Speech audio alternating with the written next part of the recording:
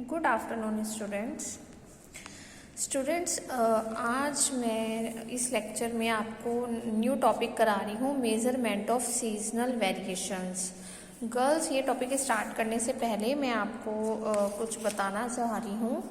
मैंने आपको इससे पहले वाले लेक्चर में ये एग्जाम्पल करवाया था 2.13, ठीक है। इसके बाद मैंने आपको बोला था मैं आपको टॉपिक कराऊंगी मूविंग एवरेज मैथमेटिकल ट्रीटमेंट, जो पेज नंबर 2.33 पर है। बेटा ये फ़िलहाल के लिए अभी मैं स्किप कर रही हूँ। ये वाला टॉपिक मैं आपको अभी कुछ टॉपिक्स के बाद कराऊंगी, तो अभी फ़िलहाल के लिए मैं स्किप कर रही हूँ। ये मैं आपको बाद में कराऊंगी, ठीक है। तो अभी मैं आपको टॉपिक स्टार्ट करा रही हूँ, this one, measurement of seasonal variation, ठीक है गर्ल्स। ये ध्यान रखना कि वो वाला टॉपिक मैं आपको लास्ट में कराऊंगी, पहले मैं आपको ये टॉपिक करा रही हूँ, measurement of the seasonal variation, ठीक है। चलिए ये टॉपिक स्टार्ट करते हैं। देखिए ये इस टॉपिक में बेसिकली वो हमें क्या बोल रहा है, पहले आप यहाँ पर देखो। It has already been pointed out that one of the types of the fluctuation found in time series data is the seasonal component. देखो हमने टाइम सीरीज में हमने 4 टाइप्स पढ़े थे, ट्रेंड, सीजनल, साइक्लिक और इरेगुलर। उसमें एक हमने सीजनल वेरिएशन पढ़ा था, ठीक है। तो इसमें बेसिकली हम क्या पढ़ते हैं कि जो हमारे वेरिएशंस होते हैं सीजनल के अकॉर्डिंगली, ठीक है ना, सीजन वाइज जो हमारे वेरिएशंस होते हैं हम इसमें वो पढ़ते हैं। तो अब हम उसके मेजरमेंट को पढ़ेंगे इसमें, ठीक है। सो इसमें वो हमें बोला था objectives for studying seasonal pattern in a time series are necessitated by the following reasons. वो रीजंस हमें वो क्या बोल रहा है, first, to isolate the seasonal variation, that is to determine the effect of the seasonal swings on the value of the given phenomenon, कि जो भी हमारा इफेक्ट पड़ता होगा सीजनल स्विंग्स के अकॉर्डिंग, यानी कि देखो जो भी सीजन्स के अकॉर्डिंगली हमारा इफेक्ट पड़ता है हमारी सेल्स पे, हमारी प्रोडक्शन पे, जो भी इफेक्ट पड़ता है on the value of the given phenomenon, जो भी हमारी वैल्यू होती है उस पर हमारा क्या इफेक्ट पड़ता है। दूसरा वो हमें क्या बोल रहा है, टू एलिमिनेट दैम, यानी कि to determine the value of the phenomenon if there were no seasonal up and downs in the series, then this is known as the seasonalizing the given data and is necessary for study of the cyclic variation। यानी कि अगर किसी भी value में कोई भी up and downs नहीं आ रहे हैं सीजन्स के अकॉर्डिंग, तो इसका मतलब वो वाला हमारा जो डाटा होगा या वो वाला जो हमारी सीरीज होगी उसको हम क्या बोलेंगे, डीसीजनलाइजिंग द गिवन डाटा। यानी कि किसी भी डाटा में अगर कोई वेरिएशंस ही नहीं हो रही, अप एंड डाउन्स आ ही नहीं रहे हैं सीजन्स के अकॉर्डिंग, तो वो सीजनल वेरिएशन नहीं होगी, ठीक है ना। तो फिर हम उसमें क्या स्टडी करेंगे, साइक्लिक वेरिएशंस।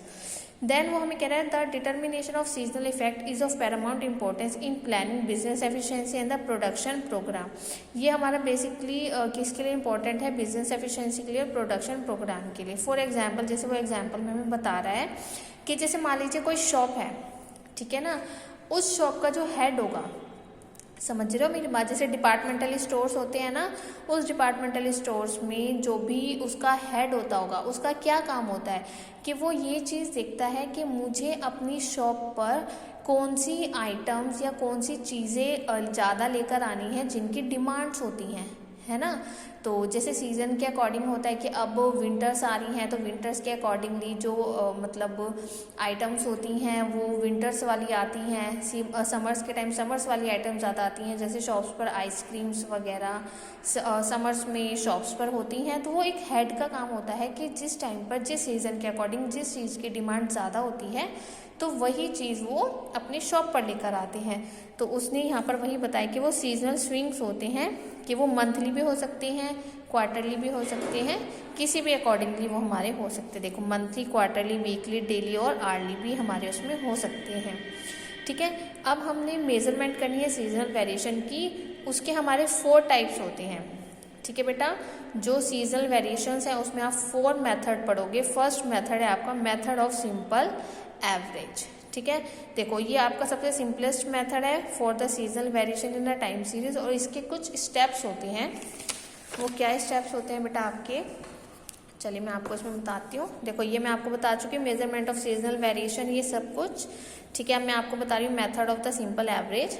फर्स्ट होता है arrange the data by years and the months, जो भी हमारा डाटा होगा हमें उसको अरेंज करना है ईयर्स या फिर मंथ्स के अकॉर्डिंग, या फिर क्वार्टरली, मतलब जिस भी फॉर्म में दिया होगा उसके हिसाब से हमें उनको अरेंज करना है।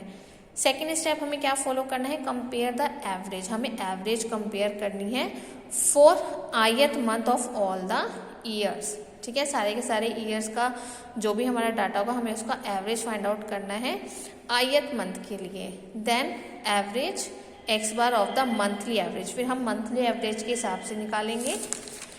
And the last one is हमें क्या फाइंड करना है, seasonal indexes for the different months are obtained by expressing monthly average as percentage of x bar, कि आपको अगर सीजनल इंडेक्स निकालना है लास्ट में ith मंथ के लिए तो उसका फॉर्मूला क्या हो जाएगा, xi bar divided by x bar into 100। ठीक है, ये आपके 4 स्टेप्स हैं जो आपको इस वाले मेथड में फॉलो करने हैं। देखो बेटा ये लिखे हुए हैं।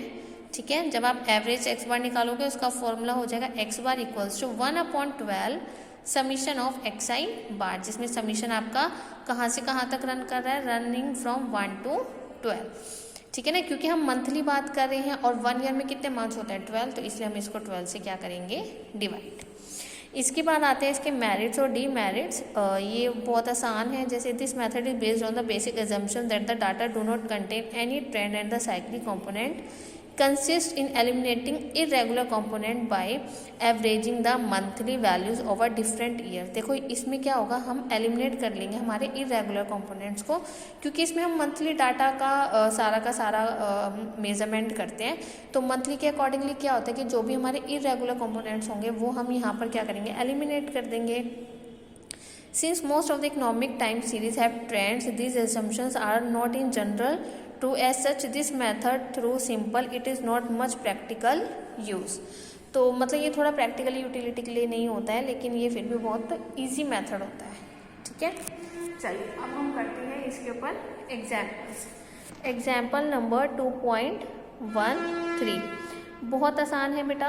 ये example, use a method of monthly average to determine the monthly indices for the following data of production of a commodity for the years 2002, 2003 and the 2004।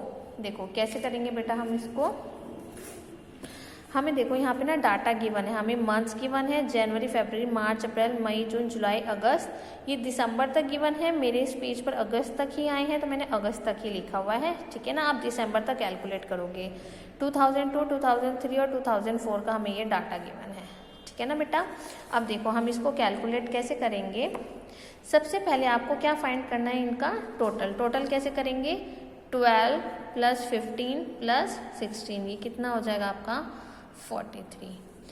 11 + 14 + 15, ये कितना हो जाएगा बेटा 40, आई थिंक 5 4 1 0 40 हो जाएगा इसका टोटल। ठीक है, तो आपको क्या करना है, ऐसे रो वाइज इनको ऐड करना है। 10 + 13 + 14, ये कितना हो जाएगा आपका 37, ये 46 46 47 49 एंड द 38। ठीक है बेटा, टोटल कैसे करना है, आपको तीनों ईयर्स का, जनवरी का टोटल, फिर फरवरी का, फिर इसका सबका हमें टोटल करना है। फिर हमें क्या निकालना है, मंथली एवरेज।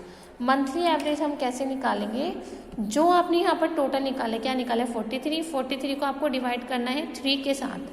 हम 3 के साथ क्यों डिवाइड करें बेटा, क्योंकि हमें 3 ईयर्स का दिया हुआ है ना सॉरी, हमें 3 ईयर्स का गिवन है, तो हम यहाँ पर क्या करेंगे, जो भी हमारा टोटल आया है उसको डिवाइड करेंगे 3 के साथ। ठीक है, तो डिवाइड करके बेटा यहाँ पे आपका आ जाएगा 14.33। ऐसे ही नेक्स्ट आपका 40 डिवाइडेड बाय 3, तो ये आएगा 13.33। फिर 37/3, 46/3, 46/3, 47/3, देन 49/3 एंड 38/3। तो जो भी आपका टोटल है सबको आपको क्या करना है 3 से डिवाइड। बोलो इतनी बात समझ आ गई है। ठीक है, चलो ये आगे आपको सारा खुद से ही कैलकुलेट करना है। ये कैलकुलेट करने के बाद बेटा आपको क्या करना है, जो आपका मंथली एवरेज आएगा यहाँ पे, ठीक है, आपको इन सब का क्या करना है, समीशन। समझ आ रही है मेरी बात? आपको इन सब का क्या करना है, सम। बेटा दिसंबर तक करना है आपको, ठीक है ना। मैं एक बार आपको बुक में दिखा देती हूँ। देखो आपको जो मंथ्स गिवन है जनवरी से लेके दिसंबर तक गिवन है, ये 2002, 2003 और 2004।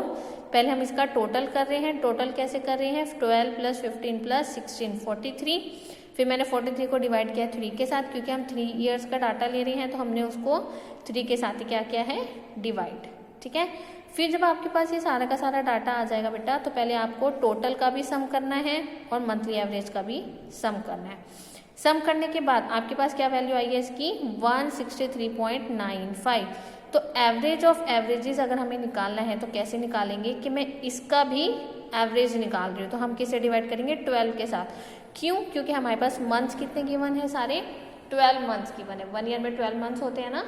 तो हम क्या करेंगे, इन सब का जो ये सम आया है 163.95, हमने उसको डिवाइड किया 12 के साथ। तो डिवाइड करके हमारे पास वैल्यू आई थी 113.6625। तो हमारे पास एवरेज कितना आ गया इसका, 13.6625।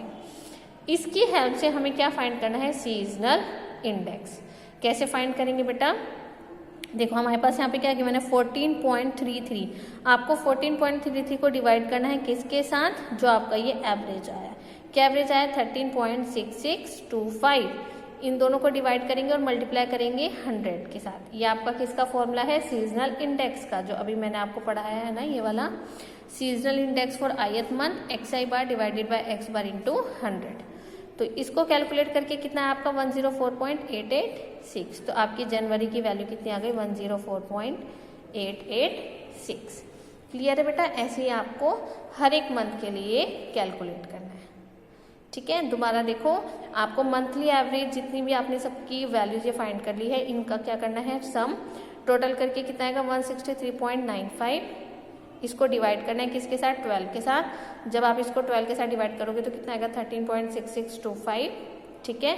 फिर हम सीजनल इंडेक्स निकालेंगे। सीजनल इंडेक्स हम कैसे निकालेंगे, पहले जनवरी का मंथली एवरेज कितना है, 14.33, उसको हम डिवाइड करेंगे एवरेज वैल्यू जो भी आपने फाइंड किया। क्या फाइंड किया है, 13.6625। इन दोनों को डिवाइड करेंगे, मल्टीप्लाई करेंगे 100 के साथ। तो जो टर्म आएगी वो आपकी जनवरी की क्या होगी, सीजनल इंडेक्स। ऐसे ही आपको हर मंथ के लिए करना है।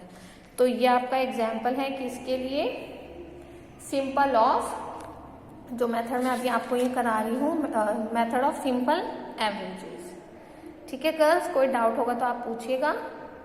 Okay, thank you.